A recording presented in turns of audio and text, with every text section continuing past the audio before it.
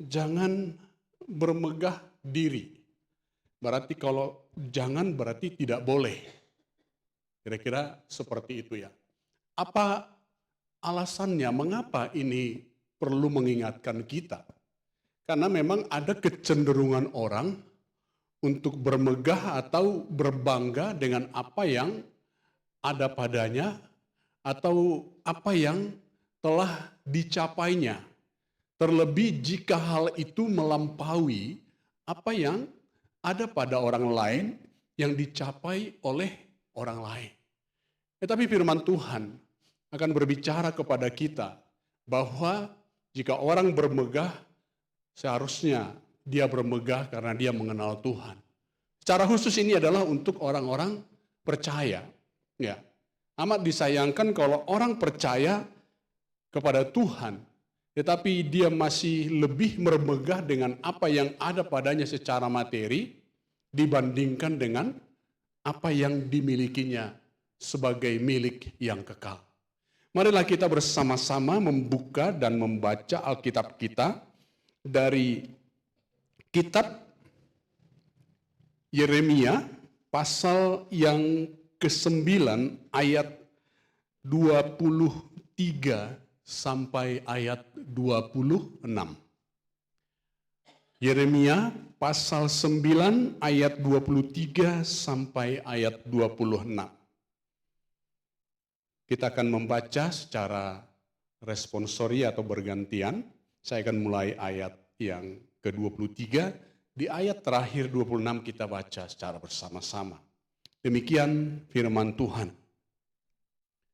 Beginilah firman Tuhan, janganlah orang bijaksana bermegah karena kebijaksanaannya. Janganlah orang kuat bermegah karena kekuatannya. Janganlah orang kaya bermegah karena kekayaannya.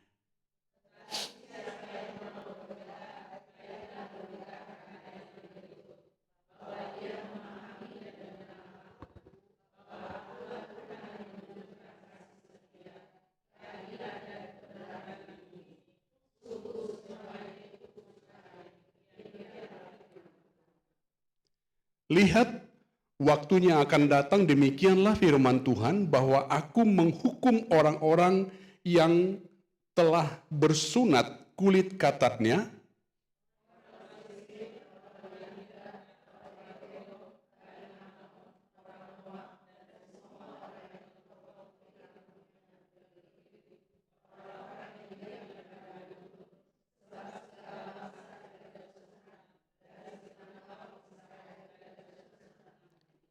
amin. Demikian pembacaan firman Tuhan. Tegas di sini dikatakan, janganlah orang bijaksana bermegah dengan kebijaksanaannya, atau bangga atau sombong, atau orang yang kuat bermegah dengan kekuatannya, kemudian orang yang kaya bermegah karena kekayaannya.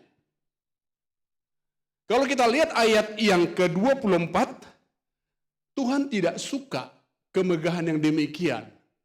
Yang Tuhan suka adalah, baiklah bermegah karena yang berikut ini, bahwa ia memahami dan mengenal aku, bahwa akulah Tuhan. Bahwa akulah Tuhan yang menunjukkan kasih setia, keadilan, dan kebenaran di bumi. Sungguh semuanya itu kusukai, kata Tuhan. Lalu ayat yang ke-25 dan 26 menggambarkan, dikatakan orang-orang yang bersunat. Ibu-ibu tahu apa konotasinya di sana? Karena orang-orang yang bersunat itu mereka menganggap sebagai orang-orang yang istimewa, orang-orang pilihan. Tetapi masalahnya di sana, kenapa Tuhan tidak suka dengan mereka? Karena mereka tidak bersunat hatinya. Hatinya belum beres. Berarti hanya sunat secara lahiriah saja. Sama seperti ada golongan Kristen juga yang hanya lahiriahnya saja. Dan dia bangga dengan itu. Dan di sisi lain ada juga orang-orang bangga menjadi orang Kristen karena setelah dia jadi orang Kristen, dia diberkati. Sebenarnya tidak salah, tetapi kalau dia hanya bangga dengan berkat itu, di sini Tuhan mengatakan Tuhan tidak suka. Ya, Tuhan tidak suka. Di dalam lagu yang kita nyanyikan tadi, di dalam refnya, dikatakan, apa guna harta dunia, apa guna emas permata, jika hanyalah kesombongan yang selalu kubanggakan. Ya. Lalu dilanjutkan, hidup tanpa pengharapan, bila tak kenal kebenaran. Bila tak kenal kebenaran. Kemudian di sini komitmen kini aku ingin setia melayani Tuhan. Waktu mama atau ibu saya sakit 2016 awal, salah satu yang terpikirkan dalam pergumulan kami adalah apa dia pergi belum melihat cucu, kira-kira seperti itu. Dan tidak kami katakan, tapi mungkin didengarnya, tetapi saya terkejut ketika dia mengatakan, enggak apa-apa, yang penting kamu tetap setia melayani Tuhan. Nah, itu satu semangat, satu penghiburan bagi saya. Yang penting kamu melayani Tuhan. Hari Minggu lalu lewat seorang hamba Tuhan yang melayani, hamba Tuhan tamu di gereja kami, dia bercerita ada satu orang kaya di Indonesia, pemilik salah satu pabrik rokok yang sangat terkenal. Katanya, kuburannya itu begitu besar dan megah. Tetapi harus dijaga dengan 3 shift. 3 orang 1 shift. Lalu pengkhotbah ini bilang, kasihan sekali ya, udah mati aja pun masih perlu dijaga. Udah mati pun tetap tidak tenang. Kalau bahasa Bataknya mati apa? Mate. Kalau di kampung kami dulu ada kepanjangannya itu. Ada yang tahu? Kasihan kali. Maradian tenang. Ini warna mate. Maradian tenang. Nah, jadi kalau orang bilang mate mau, oh mau maradian tenang. Tapi enggak, orang kalau mate mau ada siap enggak? Tidak banyak yang siap. Kenapa? Aku mau ini, mau itu. Luar biasa tadi kata kalimat dari nyanyian itu yang mengatakan apa guna harta dunia, apa guna emas permata jika hanyalah kesombongan yang selalu kubanggakan. Kenapa? Nanti kita akan lihat karena memang itu semua akan berakhir. Kalau kita bermegah, dalam kata lain bangga, maka yang terutama kita di sini adalah orang percaya. Dalam konteks ini yang ditegur oleh Tuhan adalah umat Israel. Sebagai umat Allah. Harusnya kalau kita bermegah atau berbangga itu terutama adalah karena pengenalan akan Tuhan, yakni memiliki relasi atau hubungan dengan Tuhan. Karena kata mengenal di perjanjian lama itu bukan hanya kenal wajah. Kalau diterjemahkan dalam hubungan dengan Tuhan. Tetapi ada persekutuan yang intim, yang erat. Jadi kalau pendeta di gereja kami suka mengatakan, kita tidak hanya dekat, tapi melekat dengan Tuhan. Jadi mengenal di situ bukan hanya tahu dia pencipta, tetapi ada hubungan pribadi, ada penyembahan, mengenal kasihnya. Itulah seharusnya yang membuat mereka bermegah. Tapi seringkali orang bermegah terhadap apa? Berkat Tuhan. Kita perlu bersyukur kalau kita diberkati oleh Tuhan. Kita perlu bersyukur kalau ada hal-hal yang kita capai setelah menjadi pengikut Tuhan. Tetapi jangan bangga dengan berkat-Nya, jangan bermegah dengan berkat-Nya, jangan bermegah dengan pertolongannya, tapi tidak bermegah dengan Dia yang memberikan semuanya itu. Itu sebabnya di dalam ayat itu tadi mengatakan, namun siapa yang akan bermegah, baiklah ia bermegah dengan hal ini bahwa ia mengenal atau memahami aku. Kata Tuhan dalam terjemahan baru, edisi kedua. Mengenal, memahami. Jadi kalaupun ada hal-hal yang lain yang bisa kita banggakan, kita ceritakan kepada orang lain sebagai kesaksian hidup, tapi harus kita katakan di atas semuanya itu, ini semua adalah dari Tuhan. Kasih karunia Tuhan. Walaupun kita mengatakan, walaupun kita mencapai itu tentu dengan kerja keras, tapi sekali-kali bukan karena kerja keras kita. Seperti yang dikatakan dalam Pemazmur, jikalau bukan Tuhan yang membangun rumah, sia-sialah orang membangunnya. Jikalau bukan Tuhan yang mengawal kota, maka sia-sialah para pengawal berjaga-jaga. Tentu orang perlu mempersiapkan dengan baik kalau ingin membangun. Tentu orang mempersiapkan dengan baik kalau mengawal. Tetapi kalau Tuhan tidak berkenan, semua yang dipersiapkan sebaik apapun itu bisa gagal. Itu bisa gagal. Jadi di sini kita mau diajar oleh Tuhan sebagai orang percaya, maka yang menjadi kebanggaan kita yang terutama bahwa saya memiliki Tuhan. 3 hal yang saya ingin kita renungkan pada pagi hari ini.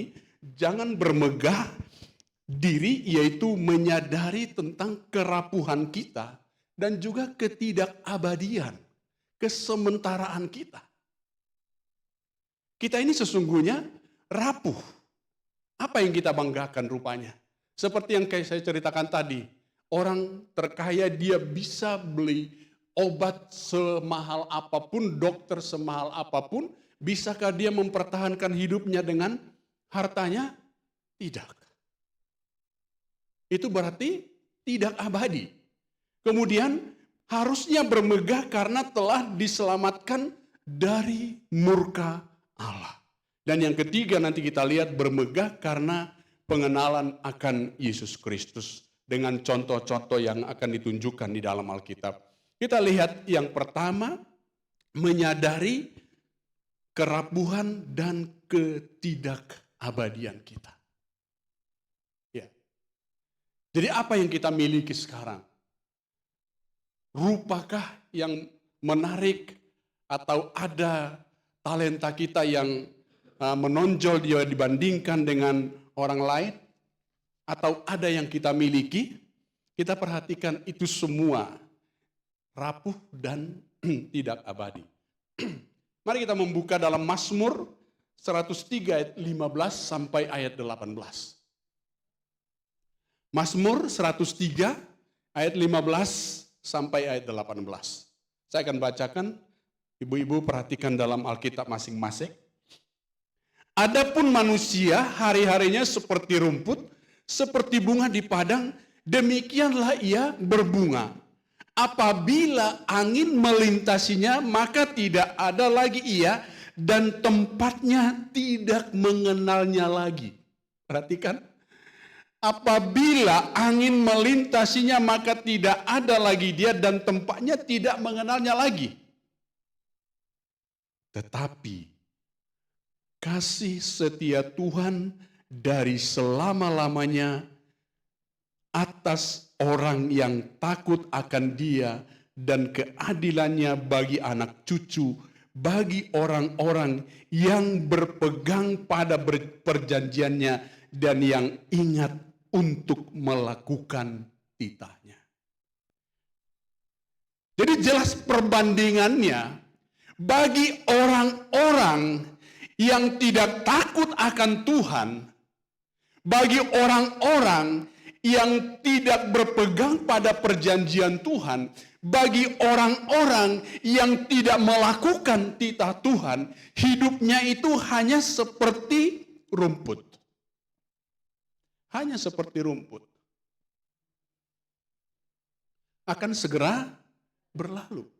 Bahkan dikatakan, dan tempatnya tidak mengenalnya lagi. Kira-kira sebulan lalu ketika melintasi makam yang di Jalan Binjai, tempatnya TD Pardede, jadi banyak besinya yang dicuri orang.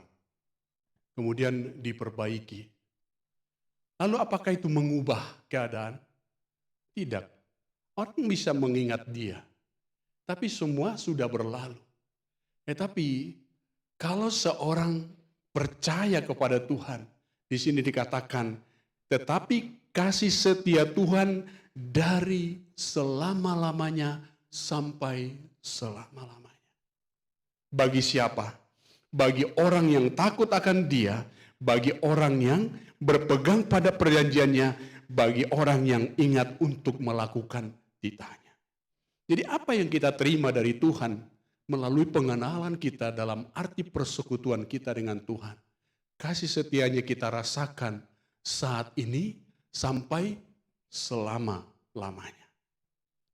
Tubuh kita yang bersifat sementara, tetapi hidup kita akan selama-lamanya bersama-sama dengan Tuhan.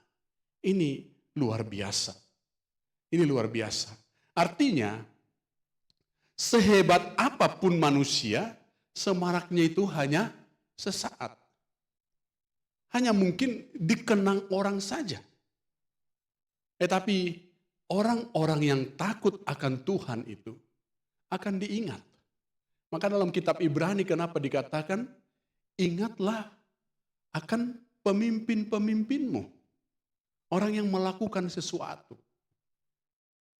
Kita ingat itu akan selalu diingat. Karena itu bersifat abadi. Tetapi kalau hanya kebanggaan-kebanggaan, itu hanya sementara. Kemarin waktu sore hari saya mengantar istri tempat kerja, Jalan Binjai. Kaget saya kok jam segini, jam 3 kurang, kok agak macet. Tapi saya lihatlah ada papan bunga banyak sekali. Rupanya di situ ada satu papan bunga, ucapan selamat, ada orang terpilih jadi anggota DPRD Deli Serdang. Rumahnya di pinggir jalan. Dia punya rumah besar, ada panglongnya, walaupun gak laku panglongnya. Dan selama saya perhatikan kami di sana bolak-balik, udah 3 kali dia pindah partai politik. Dan terakhir dia lolos jadi anggota DPRD. Kok sehebat ini ucapannya dan acara yang dibuat di pelataran rumahnya itu begitu luar biasa sampai polisi dilibatkan, pihak dinas perhubungan dilibatkan. Apa rupanya yang mau dicari? Hanya seorang anggota DPRD. Ya. Tapi begitulah orang bermegah. Karena apa? Kita tahu di negara kita untuk bisa duduk sebagai wakil rakyat saja, itu perlu biaya yang sangat mahal. Ya. Perlu biaya yang sangat mahal. Jadi kalau orang bisa lolos, ya pasti banyak duitnya, pasti banyak uangnya. Jadi itu merupakan satu prestise. Belum tentu nanti ada prestasi. Iya. Predikatnya sebagai prestise, tapi nanti dicibir orang. Untuk apa? Jadi sehebat apapun semaraknya itu hanya sesaat. Jadi yang diingat orang pun tidak ada yang baik. Mari kita melihat apa pernyataan Yakobus dalam Yakobus 4 ayat 13 sampai ayat yang ke-17. Ini adalah peringatan kepada orang-orang yang merasa dia bisa mengatur hidupnya, menentukan masa depannya, membuat dirinya menjadi sukses, tetapi dia melupakan Tuhan. Ini adalah konteks orang percaya. Surat ini adalah konteks orang percaya, walaupun surat ini disampaikan secara umum. Jadi sekarang hai kamu yang berkata hari ini atau besok kami akan berangkat ke kota Anu dan di sana kami akan tinggal setahun dan berdagang serta mendapat untung. Sedang kamu, ini peringatannya, tidak tahu apa yang akan terjadi besok. Apakah arti hidupmu? Hidupmu itu sama seperti uap yang sebentar saja kelihatan lalu lenyap. Itu yang dikatakan tadi, sementara dan tidak abadi. Sebenarnya kamu harus berkata, jika Tuhan menghendakinya, kami akan hidup dan berbuat ini dan itu. Tetapi sekarang kamu memegahkan diri dalam congkakmu. Sampai di situ dulu. Mungkin orang seperti ini adalah orang yang sedang, istilah sekarang itu lagi naik daun. Baru daunnya, belum buah ya. Jadi apa-apa dilakukannya sukses, buka cabang di sana, buka cabang di sana. Tapi diingatkan di sini, tetapi sekarang kamu memegahkan diri dalam congkakmu dan semua kemegahan yang demikian adalah salah. Jadi kalau kita sukses dalam satu tahap, harus kita katakan, mari kita buat lagi yang lain. Jika Tuhan menghendakinya. Jangan bilang, aku bisa, buktinya ini ada. Harusnya bagi orang percaya, jika Tuhan menghendakinya, kami akan berbuat ini dan itu. Itu sebabnya dikatakan, sekarang kamu bermegah diri dalam congkakmu. Jangan congkak kalau mencapai sesuatu. Apakah itu anak yang mungkin masuk sekolah favoritkah dia? Atau mungkin masuk perguruan tinggi impian? Jangan congkak. Kita harus katakan semua itu karena kemurahan Tuhan. Ya. Semua karena kemurahan Tuhan. Jadi jika seorang tahu bagaimana ia harus berbuat baik tetapi tidak melakukannya, ia berdosa. Itu tidak memperkenankan hati Tuhan. Jadi kita ingat di sini yang pertama kita diingatkan orang yang tidak, supaya jangan kita bermegah diri menyadari akan kerapuhan kita dan ketidakabadian kita. Dikatakan dalam Mazmur seperti apa? Rumput. Di sini seperti uap. Itulah gambaran hidup manusia. Gak bisa, apapun gak bisa kita buat untuk menggantikan nyawa saja. Ketika orang sakit, uang sebanyak apa itu tidak bisa menggantikan. Terlebihlah kalau mendapatkan hidup yang kekal. Mendapatkan hidup yang kekal. Jadi kita harus bergantung sepenuh kepada kehendak Tuhan dan jangan congkak jika mencapai level tertentu. Tingkat tertentu, keberhasilan tertentu, capaian-capaian tertentu harus kita mengatakan. Kalau orang sudah terbiasa mengatakan jika Tuhan menghendaki dalam merencanakan sesuatu, ketika dia berhasil, dia akan mengatakan ini semua adalah karena kemurahan Tuhan. Sehingga tidak bermegah dari dirinya sendiri, tidak menyombongkan dirinya sendiri. Kalau ada pengakuan dari orang lain, silakan saja. Yang penting dari kita sendiri tidak menganggap itu adalah karena kekuatan kita atau karena kemampuan kita. Supaya jangan bermegah diri yang kedua, kita harus bermegah karena telah diselamatkan dari murka Allah. Karena dikatakan tadi, jikalau ada orang yang bermegah, bermegahlah dengan yang demikian, yaitu dia mengenal aku. Jadi pengenalan akan Tuhan, persekutuan dengan Tuhan.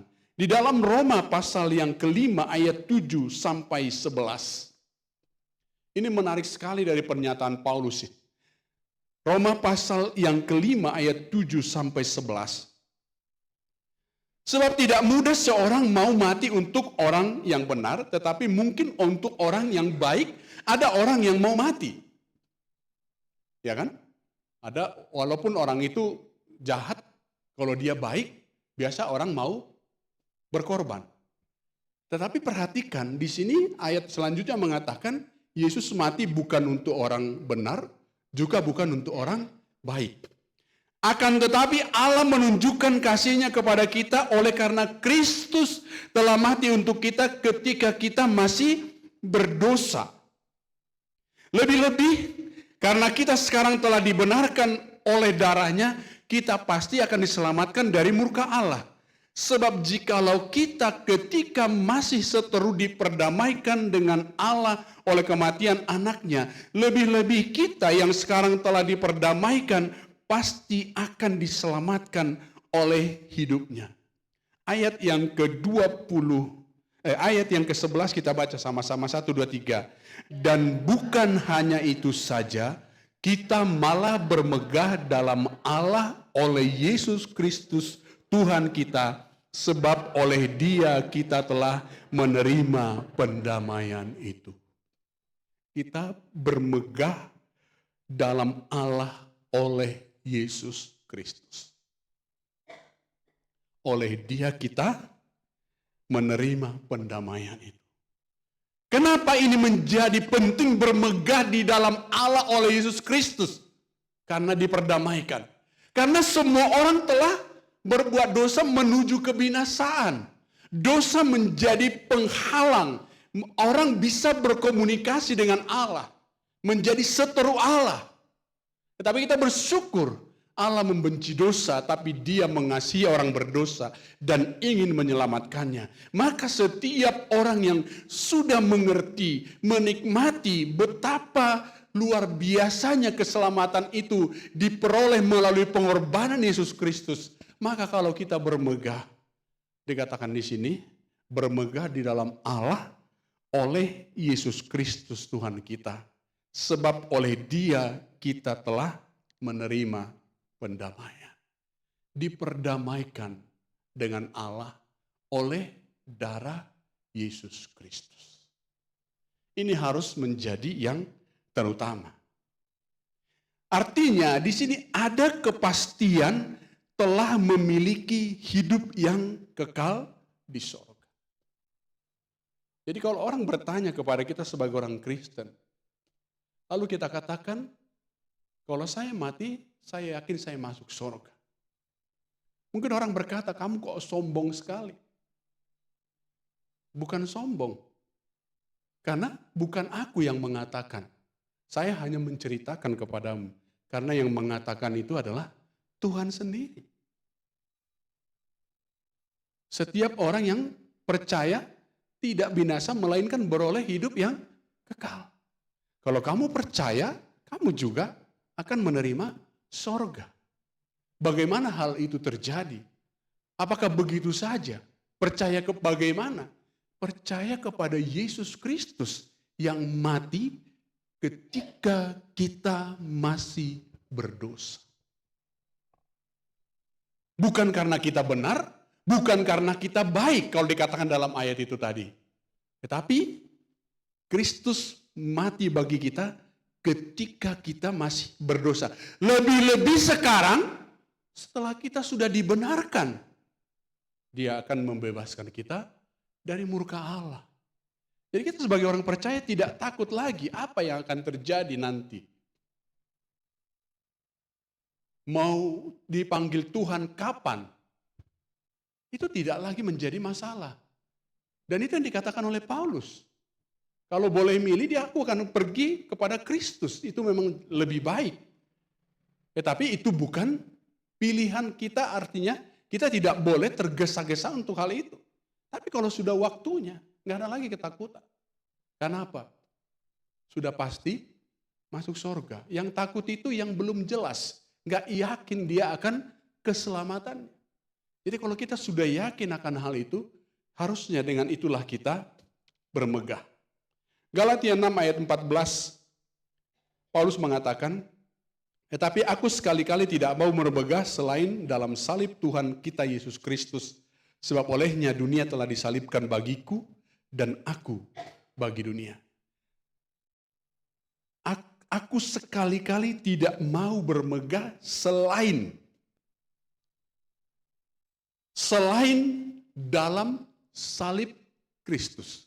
Karena ini adalah satu-satunya jalan yang diberikan oleh Allah membuat orang yang berdosa diampuni dan dimungkinkan dibenarkan dan masuk surga. Yang lain boleh kita syukuri, boleh, tetapi jangan sampai ada di atas ini lagi. Jangan sampai ini tergeser selain. Artinya selalu mengingat karya keselamatan melalui salib Kristus. Karenanya kita beroleh pengampunan. Ini yang tidak boleh dilupakan oleh setiap orang percaya. Jadi kalau ibu-ibu ada yang suka kalung salib, saya harapkan itu merupakan satu pernyataan ekspresi bahwa bangga dengan Kristus yang disalibkan itu. Ya. Walaupun sebenarnya itu tidak alkitabiah. Karena dikatakan pikullah salibmu. Ini gak dipikul.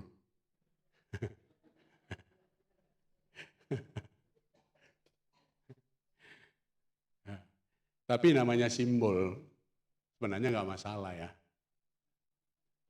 Gak mungkin juga salib yang besar bisa digantung di sini kan.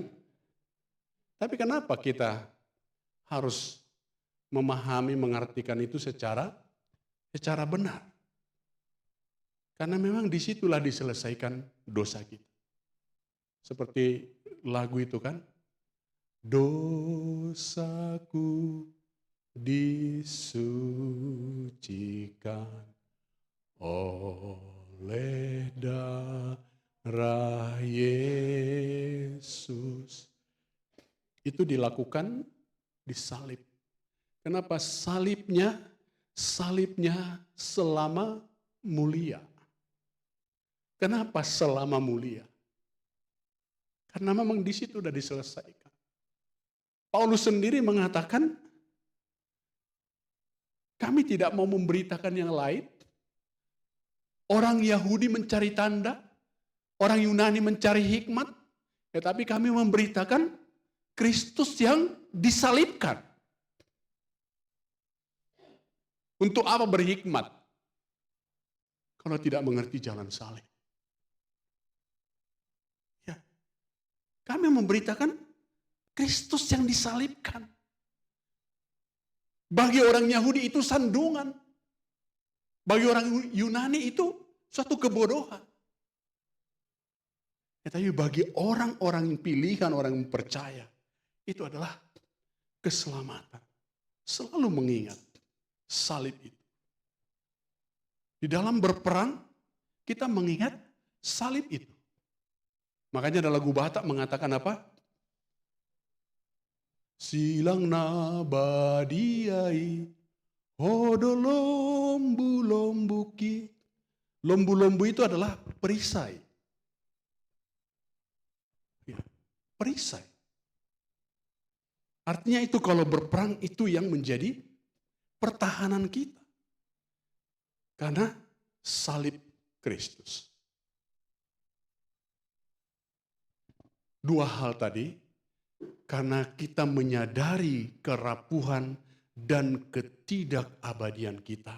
Tetapi kita juga bermegah karena kita sudah diampuni oleh Kristus. Dan yang terakhir, yang ketiga, kalau kita mau bermegah, jangan bermegah diri, tapi bermegahlah karena pengenalan akan Kristus Yesus. Karena kembali ayat itu terus mengatakan, jikalau orang bermegah, bermegahlah dengan ini, bahwa ia mengenal aku Tuhan. Filipi pasal yang ketiga,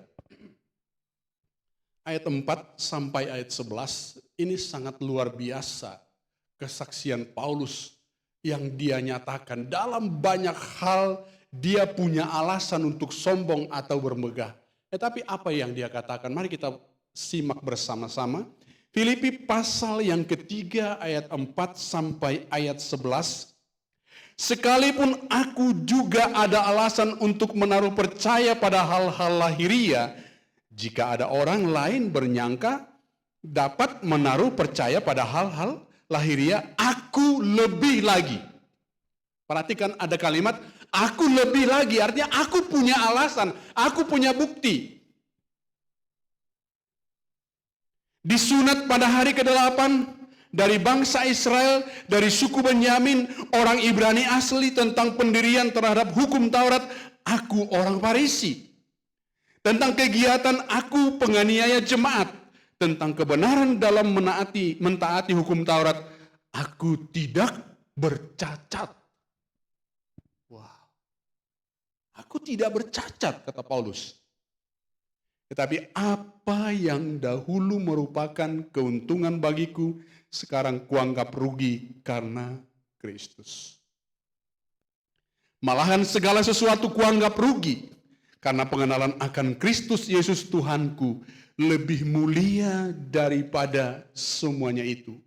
Oleh karena dialah aku telah melepaskan semuanya itu dan menganggapnya sampah, supaya aku memperoleh Kristus. Dan berada di dalam dia bukan dengan kebenaranku sendiri karena mentaati hukum Taurat, melainkan dengan kebenaran karena kepercayaan kepada Kristus, yaitu kebenaran yang Allah anugerahkan. Yang Allah anugerahkan berdasarkan kepercayaan. Yang ku kehendaki ialah mengenal dia. Ini ditekankan.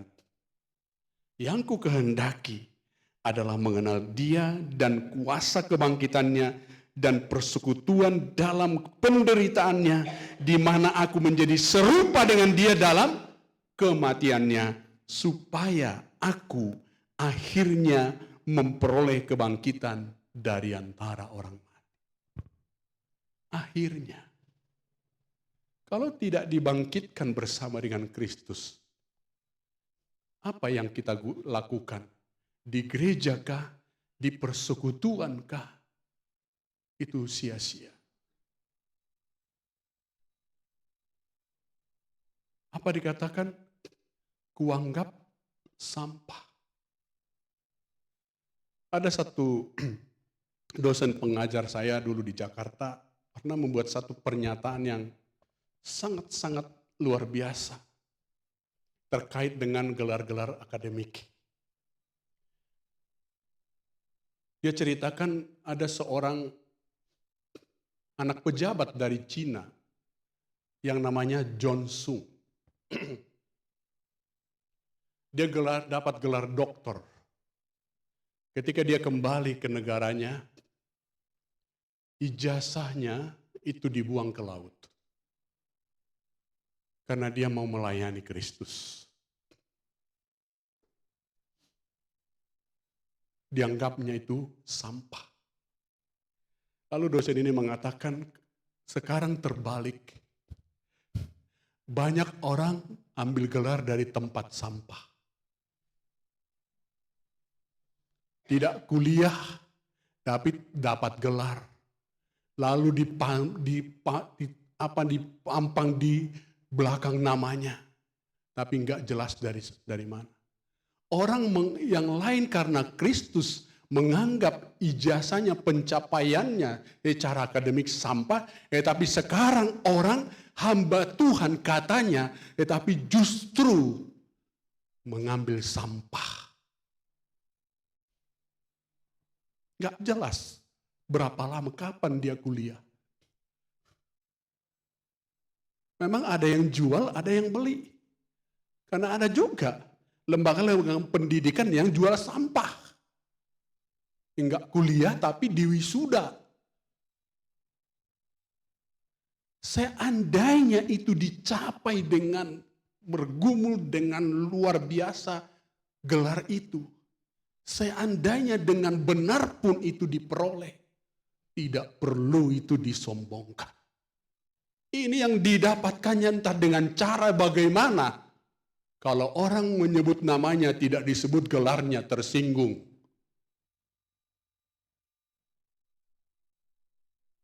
Orang dunia saja saya prihatin jika ada yang seperti itu, apalagi sebagai pelayan, pendeta, hamba Tuhan. Karena tidak disebutkan gelarnya atau tidak ditulis gelarnya, dia marah. Paulus mengatakan apa? Jika ada orang yang percaya kepada hal-hal lahiriah, aku lebih lagi. Dalam melakukan hukum Taurat, aku tidak bercacat, kata Paulus. Gurunya guru paling hebat, Gamaliel. Dia Farisi, masih muda, dia termuda waktu Farisi. Tapi karena pengenalanku akan Kristus, itu semua kuanggap sampah. Wah, sementara orang ambil sampah. Ini buang sampah. Apa tujuan akhirnya dikatakan? Yang ku kehendaki ialah mengenal Dia dan kuasa kebangkitannya. Untuk apa gelar akademik banyak, tapi tidak punya kuasa?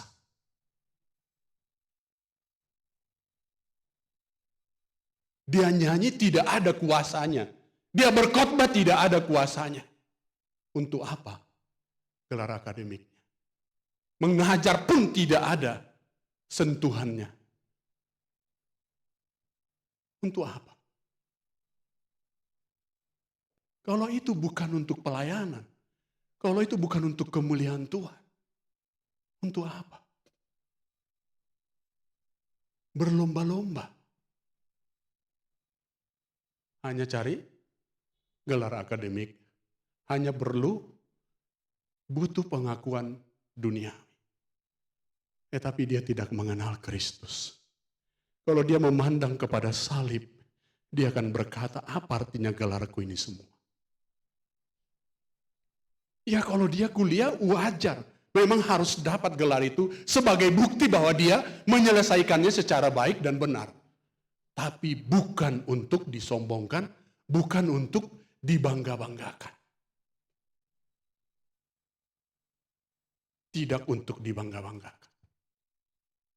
Mau sampai apapun itu. Harus saya katakan demikian. Waktu saya di jalan tadi, saya merenung. Bagi saya predikat sebagai pendeta atau sebagai apa, hanya soal kelembagaan. Itu tidak menjadi penghalang atau juga pemicu bagi saya untuk melayani. Karena apa? Yang menjadi dasar saya bisa melayani adalah pengenalan saya akan Tuhan. Dan otoritas yang diberikan kepada saya, kepada setiap orang percaya. Dia mengatakan apa? Kamu akan menerima kuasa kalau Roh Kudus turun ke atasmu. Untuk apa gelar akademik? Mau DTH, mau Demin, mau apapun itu, kalau tidak ada kuasa. Untuk apa? Paulus ini bagi saya menjadi salah satu teladan tentang pengenalan akan Kristus itu di atas semua. Seperti dikatakan tadi dalam kitab Yeremia itu tadi. Jangan orang kaya bermegah karena kekayaannya. Orang kuat bermegah dengan kekuatannya. Tetapi baiklah orang bermegah dengan yang demikian. Bahwa ia mengenal aku. Ibu-ibu diberkati Tuhan. Punya cucu yang mungkin memiliki pekerjaan yang baik. Silakan bersyukur kepada Tuhan. Tetapi jangan kau ceritakan itu, tetapi Kristus tidak pernah kau ceritakan. Perbuatan-perbuatannya tidak pernah kau ceritakan kepada orang lain. Hanya soal apa? Iniku di sana. Silakan ceritakan itu semua bisa kita saksikan. Tetapi kita harus katakan, semuanya itu tidak ada artinya kalau saya tidak mengenal Kristus. Kalau Paulus hanya mau pengakuan, sudah sangat cukup. Tetapi dia katakan, apa yang dahulu menjadi kebanggaan bagiku, sekarang kuanggap sampah.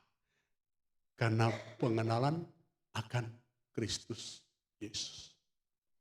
Jadi ibu-ibu yang saya kasih dalam Kristus, bukan karena hal-hal lahiriah atau materi seperti pangkat, jabatan, harta, kekayaan lainnya, pencapaian lainnya yang membuat kita bermegah, tetapi karena mengenal Tuhan.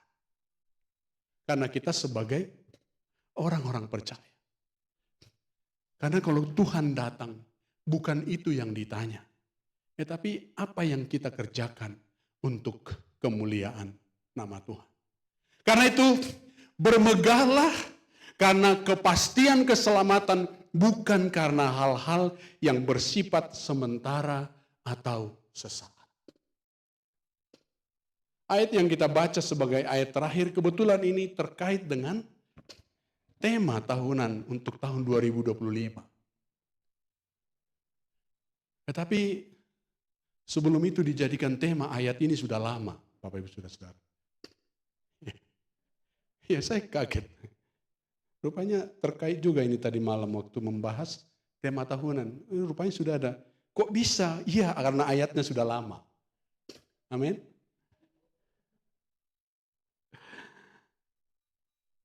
Kemudian ke-70 murid itu kembali dengan gembira dan berkata, Tuhan, juga setan-setan takluk kepada kami demi nama-Mu. Lalu kata Yesus kepada mereka, aku melihat iblis jatuh seperti kilat dari langit. Sesungguhnya aku telah memberikan kuasa kepada kamu untuk menginjak ular dan kalajengking dan kuasa untuk menahan kekuatan musuh sehingga tidak ada yang akan membahayakan kamu. Sampai di situ dulu. Kalau orang punya kuasa seperti itu, wah pasti kemana-mana akan ditakuti orang atau dikagumi orang. Kira-kira seperti itu.